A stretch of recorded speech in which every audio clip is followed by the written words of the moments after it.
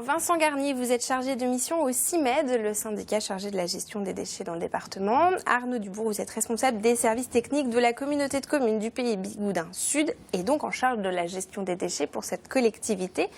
Pour commencer, Vincent Garnier, quels sont les volumes de déchets traités chaque année dans le département ? Dans le département, on traite à peu près 700 000 tonnes de déchets, donc ça fait 700 kg par habitant, qu'on peut répartir en 200 kg d'ordures ménagères, tout ce que vous mettez dans votre poubelle marron ou grise, donc qui va en valorisation énergétique ou en compostage.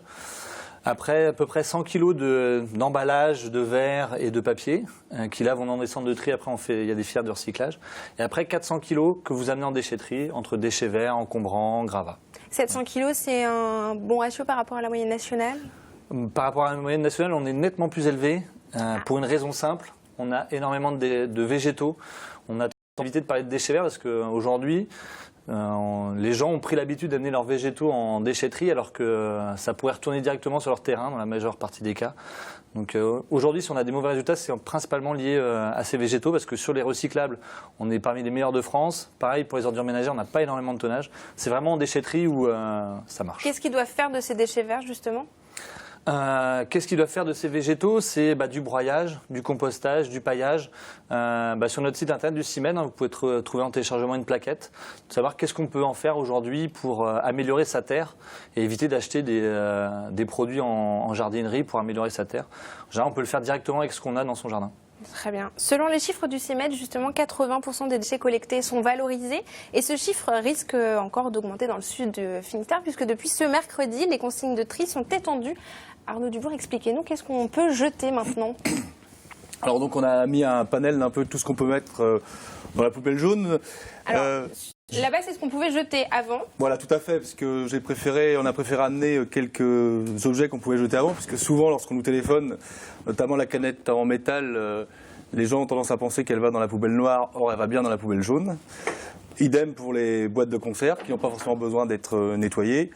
C'est pareil, la barquette d'aluminium, c'est un matériau qui est relativement cher à la tonne, puisqu'on avoisine entre 500 et 600 € la tonne reprise, donc c'est dommage de le jeter dans la poubelle noire. De même que l'aluminium, le film aluminium, qui doit même aller dans la poubelle jaune. Donc ça, c'est ce qu'on pouvait jeter avant. Voilà. Donc on peut toujours continuer à les jeter dans le bac jaune et on a de nouvelles choses qu'on peut rajouter dans ce bac. Oui, il faut surtout continuer de les jeter de les mettre dans le bac jaune pour continuer à trier. Maintenant, afin de faciliter le geste de tri, il est possible de jeter des barquettes en polystyrène. Donc j'ai ce type-là, ou les barquettes alimentaires comme les barquettes de viande. On peut aussi jeter les barquettes de plats alimentaires, chose qu'on ne pouvait pas faire avant. Donc là, même principe. Par contre, éviter d'imbriquer les objets, c'est-à-dire, ça c'est deux résines plastiques différentes, donc on évite de mettre... De les enfermer les unes dans les autres. D'accord, on les laisse bien séparés. Voilà. Ensuite, on a aussi ces barquettes alimentaires où là, on a un film plastique. Donc le film plastique, on l'enlève. Mais on peut mettre les deux dedans. On peut mettre les deux séparément, pas l'un dans l'autre non plus, puisque ça va. Idem avec le pot de yaourt. Ah, le fameux pot de yaourt. Donc on ne sait jamais où jeter, ça y est. En général, il n'y a pas besoin de les nettoyer puisqu'ils sont relativement vides. Ça fait quand même, vous voyez, ça sèche assez rapidement. Donc là, pareil, l'opercule, on la met à côté, on met le pot de yaourt. Là, si vous mangez les quatre mêmes pots de yaourt, vous pouvez bien sûr les empiler. Par contre, là, je ne suis pas certain, je suis même sûr, il vaut mieux éviter d'empiler de yaourt de préférences différentes. Ensuite, on a aussi les films plastiques. Alors là, à un moment, on pouvait les mettre, à un moment, il ne fallait plus les mettre. Maintenant, on peut à nouveau les mettre. Donc tout ce qui est autour, les blisters, vos magazines, ainsi de suite, ça va à nouveau dans la poubelle jaune. On a les barquettes de jambon. Là, pareil, on sépare les deux, parce que ce ne sont pas les mêmes résines. Très bien. Et avant, donc, vous évitez absolument de jeter vos paquets de gâteaux comme ça. Vous séparez. Alors, j'ai pas aussi le film plastique, mais les trois vont maintenant dans la poubelle jaune. Mais les trois séparés. Qu'est-ce qui fait que maintenant, on peut mettre ces déchets qu'avant, on ne pouvait pas mettre dans la poubelle? Qu'est-ce qui a changé? On peut les valoriser maintenant, ces déchets-là? Disons que les producteurs ont été amenés à chercher des résines qu'on pouvait recycler, c'est-à-dire refondre et remodeler, remouler pour leur donner différentes formes, ou les réutiliser dans d'autres matériaux. De plus, les centres de tri sont améliorés en termes de tri, c'est-à-dire qu'à une époque, on pouvait trier qu'une certaine quantité de plastique et une certaine qualité de résine. Là, avec les lecteurs laser, ainsi de suite, les tables à rebond, on va dire, il y a aussi des trommelles, des équipements qui permettent des cribles, des équipements qui permettent de faire du tri. On peut séparer beaucoup de matériaux suivant la couleur, suivant la forme. C'est pour ça que j'insiste. Actuellement, beaucoup de collectivités mélangent les papiers et les emballages. Le papier, on évite par contre de le chiffonner ou de le froisser, puisque justement, c'est une séparation corps plat, corps creux, grosso modo. C'est le centre de tri de Fouesnant qui va assurer ce nouveau tri. Ça veut dire que ça a nécessité de nouvelles installations, un investissement autour de ce centre de tri? Oui, alors le centre de tri de Fouesnant a réalisé un investissement qui a été soutenu en partie par Éco-emballage et les collectivités locales. Je pense que Vincent aura peut-être les chiffres. Par contre, effectivement, ce qui était important, c'est que toutes les collectivités du Sud qui étaient clientes à Écotri, l'atelier fouesnantais, et le même système de tri pour que le centre ne soit pas pénalisé. Donc en fait, on a fait un groupement pour adhérer à la demande d'éco-emballage, donc pour candidater pour pouvoir justement procéder à l'extension du conseil de tri, sachant qu'on n'est que 20%.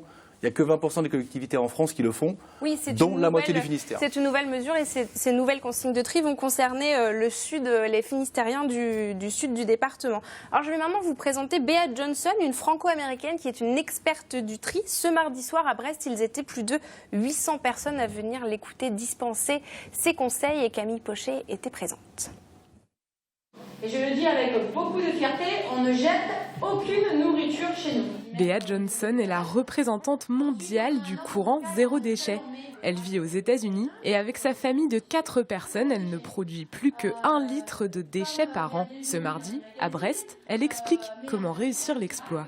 Les 5 règles, c'est de refuser ce dont on n'a pas besoin, de réduire ce dont on a besoin, de réutiliser en remplaçant tout ce qui est jetable par une alternative réutilisable et en achetant d'occasion lorsqu'on a besoin d'acheter un bien matériel. Ensuite, de recycler seulement ce qu'on ne peut pas refuser, réduire ou réutiliser.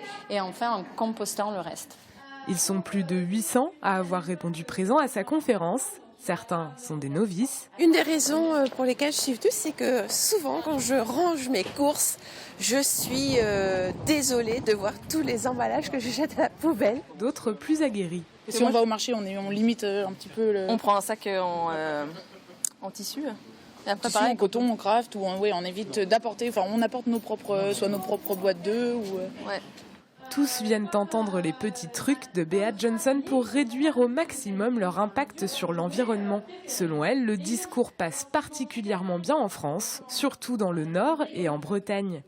Pour réduire ces déchets, un premier conseil, éviter les emballages plastiques. Pour cela, on achète ses denrées alimentaires en vrac.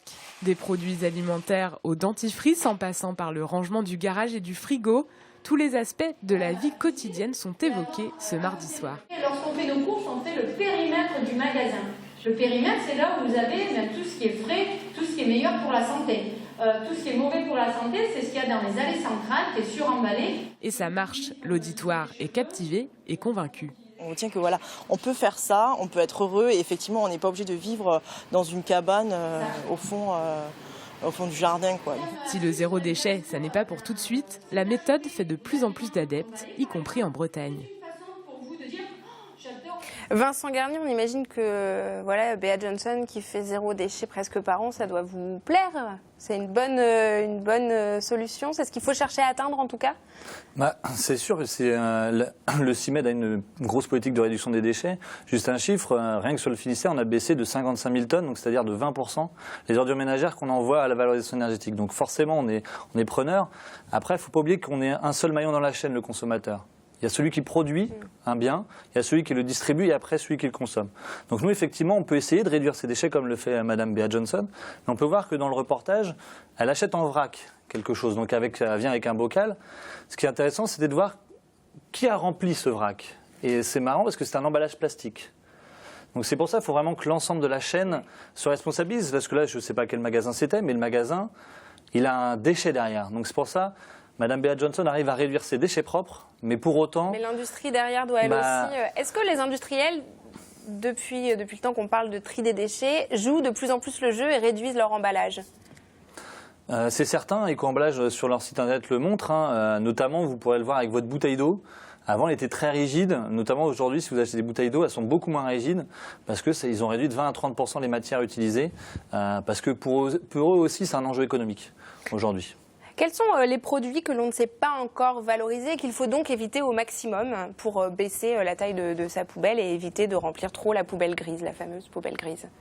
Dans la fameuse poubelle grise, aujourd'hui, j'aurais tendance à dire que presque dans les déchets qu'on a au quotidien, Si on composte ces déchets, qu'on trie tous ces emballages, qu'on trie le verre, dans la gestion du quotidien, il ne reste pas grand-chose. Après, on est vraiment, et Bea Johnson le dit aussi dans son livre, après c'est tout ce qu'on a dans ce qu'on va avoir dans la salle de bain, tout ce qui est coton-tige, tout ce qui est hygiène, où là il y a des soucis. Et après, c'est tout ce qui est lié au bricolage, à la rénovation de la maison, tout ce qui est appareil aussi, qui vont arriver en fin de vie.